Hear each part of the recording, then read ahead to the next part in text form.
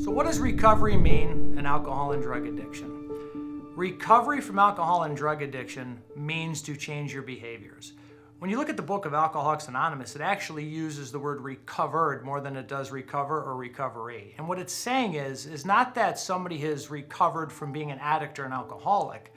What they're saying is that they have recovered from a hopeless state of mind and body.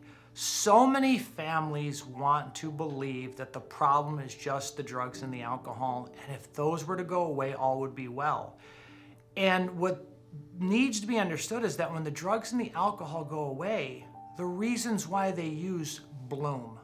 Resentment, irritability, blaming others, restless, irritable, and discontent, and it's just always everybody else's fault and consumed with selfishness. You take the alcohol or the drugs out, you still have the problem, and now the problem has to be treated. You know, I think about reviews online for interventionists and treatment centers, and if you go on any of those platforms and you read reviews, you'll always see several one-star reviews of addicts and alcoholics who are just blasting the organization, who claim to be sober. And let me tell you something, sober people don't talk like that. People who are using drugs and alcohol do. So the tell is always in the behavior of what recovery looks like.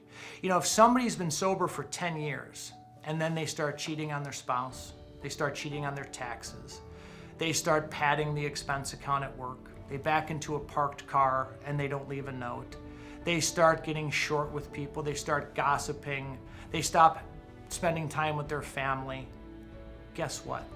They're relapsed, they're already gone. They're going to pick up at some point.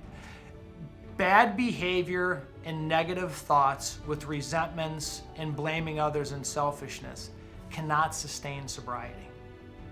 Sobriety is about changing behaviors. So what does recovery look like? You may not always know when they're using drugs or alcohol, but I assure you, you will always know when they're not. That's what recovery looks like.